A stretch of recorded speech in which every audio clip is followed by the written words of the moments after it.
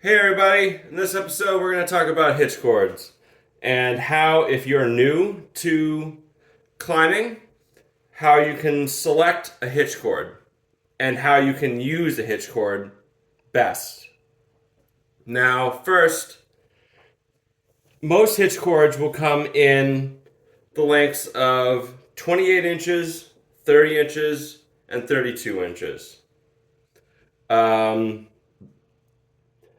I personally love 30 inch and 32 inch. I have basically almost no use for 28 inch. But again, that is me as an individual.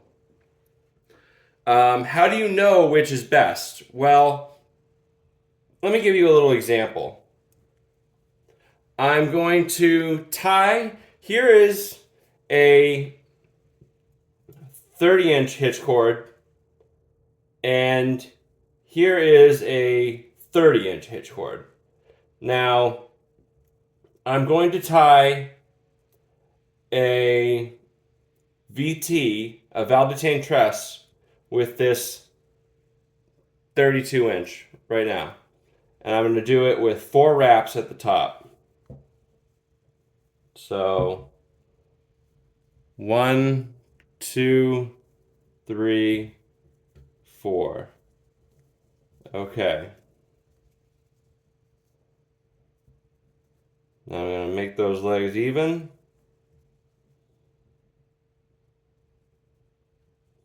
And then I'm going to go make the braids.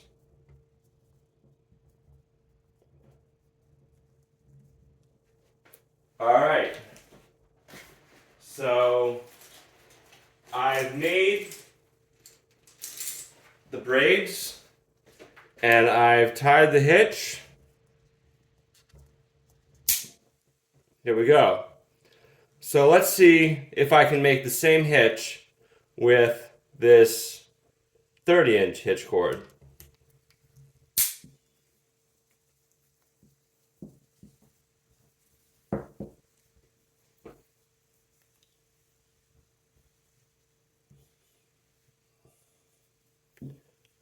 So,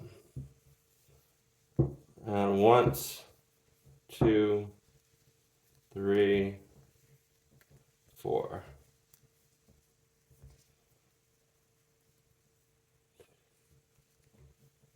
Now, would you look at that? I can only make one braid with this 30 inch hitch cord. So I cannot make the same hitch. So you can see that, yes, you can make a VT, and although it will be short one braid, it is not the same hitch as with the previous hitch cord. Now, how can we make the same hitch, or roughly the same hitch, or compromise to make it basically the full hitch? So what we would do is we would take out one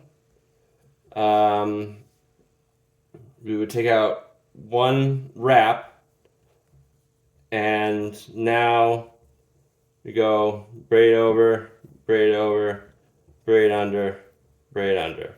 And look at that. We have effectively the same hitch minus one wrap at the top here. Now,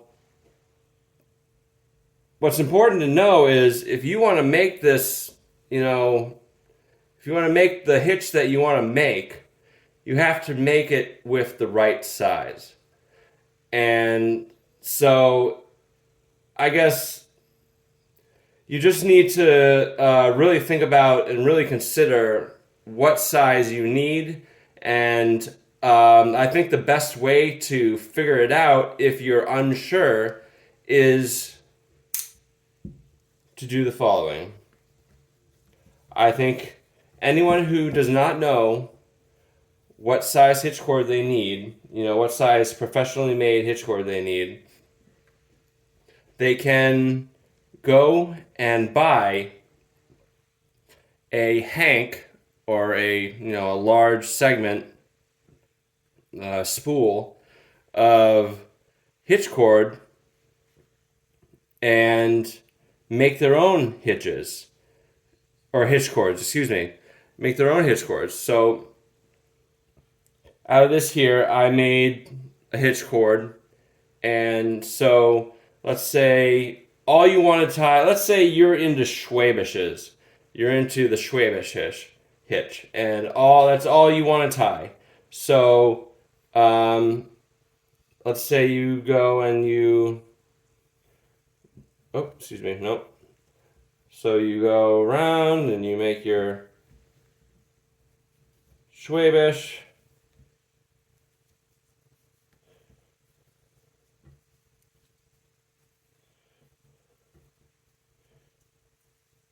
And you find that, lo and behold, whatever length you just did here is perfect. So you've got your Schwäbisch, handsome looking hitch. And so how do you determine what the length is? Well, here's how you do it. You take the cord off. You can tie any hitch to determine this. You could do a VT, you could do a distal, you could do whatever hitch you know you want to use. And you can make it using poacher's knots. These are poacher's knots. I have a video on this. I have 2 videos on this. I have specifically a video on how to make hitch cords. And I also have a video on the poacher's knot. So you would basically cut to length what you think you need, and then make, and keep in mind when you're determining the length of how much you need to determine how much length is going to be used into these knots. And I found that anywhere between 5 and 7 inches is going to be used to create these knots. So if you want a 30-inch hitch cord, you're going to need anywhere between, 30 plus 5 plus 5 or 30 plus 7 plus 7, depending on the size of your cordage. So let's say, okay, you made the Schwäbisch and you love it and you love this length. So how do you size it up? You're going to take a tape measure or any measuring device, any linear measuring device, and you're going to go measure it from eye to eye, because that's how they measure them for when you want them made professionally. So this one comes out to 24 and a half. 24 and a half, excuse me. 24 and a half. So you could definitely, for sure, make a hitch cord to these parameters. I would recommend, that you try to keep it within the realm of it's much easier to buy a hitch cord that is 28 inches, 30 inches, or 32 inches versus just, like I did here, which was an obscure number. So just round up to the next number that you need. And trust me, there is never a situation that I have found where too much length on a hitch cord is a bad thing. Okay? I know a lot of people like to get their hitches really close, and they don't like a lot of sitback. But if you're athletic enough, and if you know your hitches, you can either create a hitch or use a hitch that is going to eat up that extra length if you want to get rid of sitback, or you're just basically so athletic that, it doesn't matter that you're going up, that you're losing 3 inches every time you go up a foot. Okay? And so if you don't know what sitback is, let me show you. And I'll show you by also showing you something else. When tying your hitch cords, when tying your hitches with a hitch cord, you want to be very deliberate. So what do I mean by this? So let's say I just willy-nilly tie the hitch. So I'm going to tie a VT. Actually, no, I'm going to tie I'm sorry. I'm going to tie a PRUSIK with just, wraps, making wraps.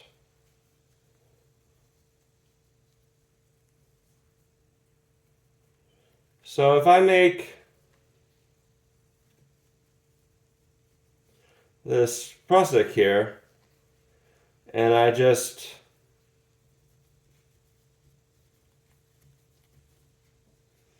make wraps like that, it's just kind of be like, it's gonna be gross. It's just, it's moving around. It's not doing what it's supposed to be doing. And, I'll show you another example. If I do a Schwabisch,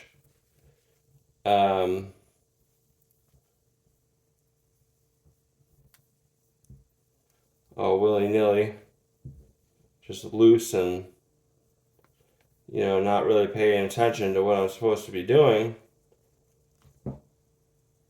then, look at that. It's moving up and down. It's not even hitching. You know what I mean? So that's no bueno. So what we want to do is, when we make our hitches, we want to be very deliberate. So I'm making a VT right now. Actually, I want to start all over again.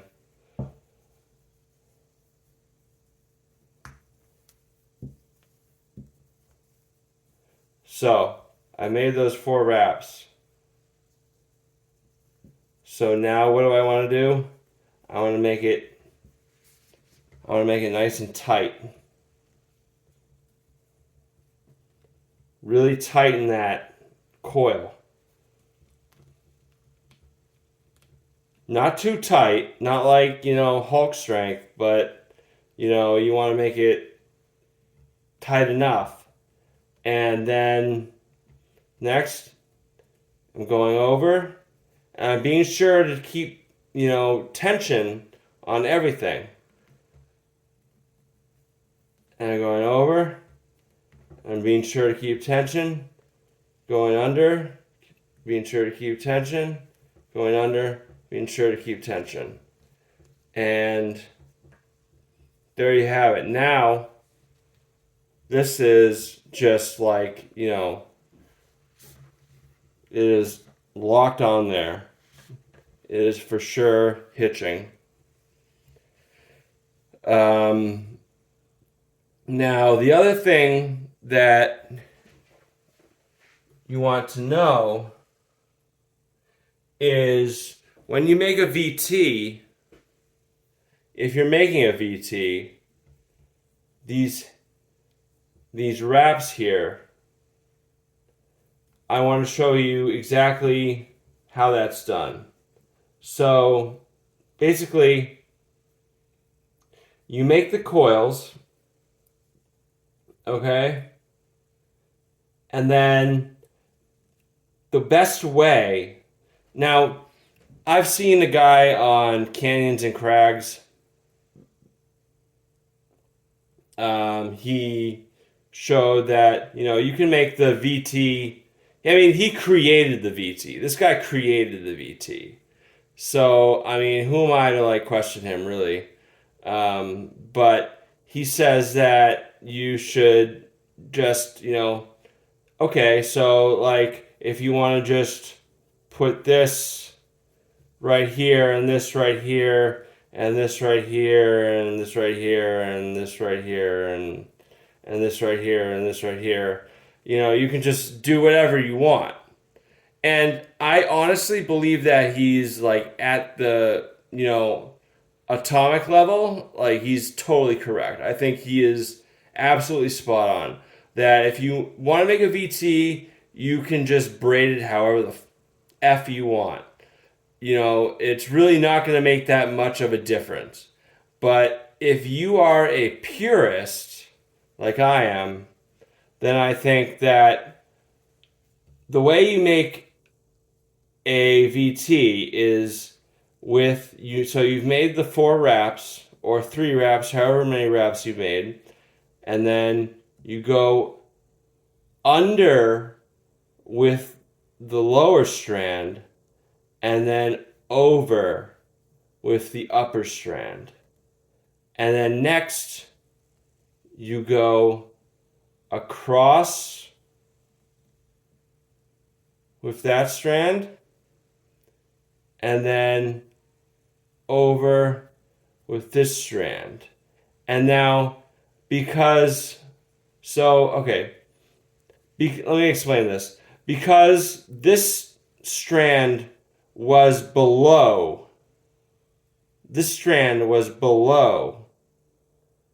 the other strand that was above. This one goes above, and this one, I'm sorry, okay. Wow, I really fucked that up. Sorry. So, because this one was, close to the rope, and this one was far away from the rope, this one goes close to the rope, and this one goes far away from the rope. And then because this one was far away from the rope, it goes closer to the rope. And because this one was close to the rope, it goes farther away from the rope. And that's how you build a legit VT. And that's not just my opinion. I'm pretty sure there are other people. I know there are other people who. I obviously learned this from other people. So this is not just, my take on it. This is other people's take on it as well. I think I don't want to speculate, but I think it was the guy from Hamill from DMM. I think maybe he taught us, but no, I don't know. I don't want to speculate. So, anyways, regardless, this is something that has been taught to me from an unknown source that I can't remember because it's been so long. But I absorbed it, and it works. It really does makes sense too, because why wouldn't you want to distribute the load evenly? You know what I mean? Because what's going to happen if you don't distribute these? If you don't distribute the load properly through these lengths, and if you don't alternate them properly, what's going to happen is one is going to become longer than the other. So if you were to just do, one was under and always under, it's going to be longer than the one that's always over and always over. So I think you hopefully know what I'm talking about. And so tertiarily, basically, when you're using a hitch, if you're using it to climb, you're going to want to reset it regularly. So if you're on it and you're climbing, don't just assume that it's going to stay the way it is the whole time. I mean, forces are involved. So, the kinetic energy that is bringing this, hitch down, you just need to understand that it's going to distort and it's going to warp, and things are going to become different than how you want them to be. And so, effectively, sometimes you might find it might become something like this. So what you want to do is you want to take your hitch and you want to bring it up like that. It's very simple stuff, so you see it, this distorting, over like that. So you want to bring this up and fix that. It's not rocket science. It's very simple. Just, you want to, so you just saw, okay, I don't know if you saw it, but basically I'm going to bring this hitch up and I'm just going to bring it up and then pull it back. So you notice how it is now, specifically here. So see how it, just doing that one thing just brought it over here. And so, you can bring it around, so you can imagine over time that it's really going to distort.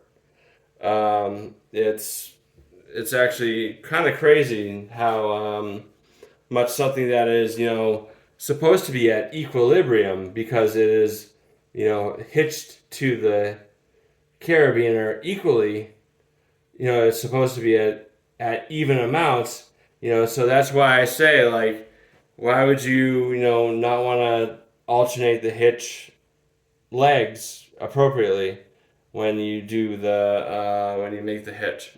So, lastly, it's good to know that hitches, I can't show this right now because I'm not climbing. This is at a table. But you will notice, if you're new to hitches, that hitches will, I'll try to give you an example. But, I mean, you could see that it's stretched out. But with the actual amount of weight that is applied to a hitch from a climber, it just is enormous. So this hitch will not look anything like it does now when you apply a person's weight to it. No hitch that you tie,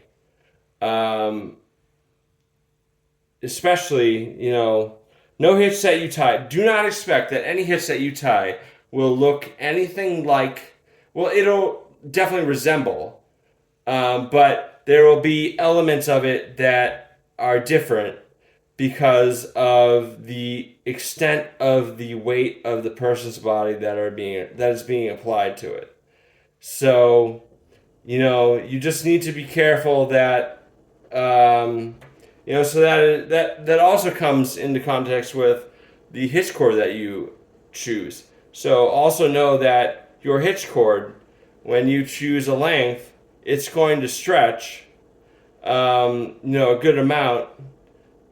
And when I say a good amount, I mean anywhere between, I'd say around an inch at most, for a hitch cord between 28 and 32 inches.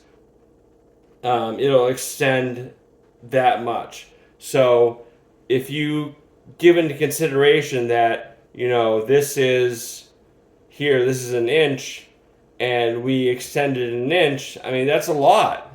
That really affects the how the hitch cord looks and how it functions. And so you need to be familiar with that. So familiarize yourself with that by going low and slow, and going up to a tree and going up to a limb, a low limb, and just kind of like pulling a rope over and just practicing with these hitches and just checking out, and also you want to understand that releasing a load on a hitch that is,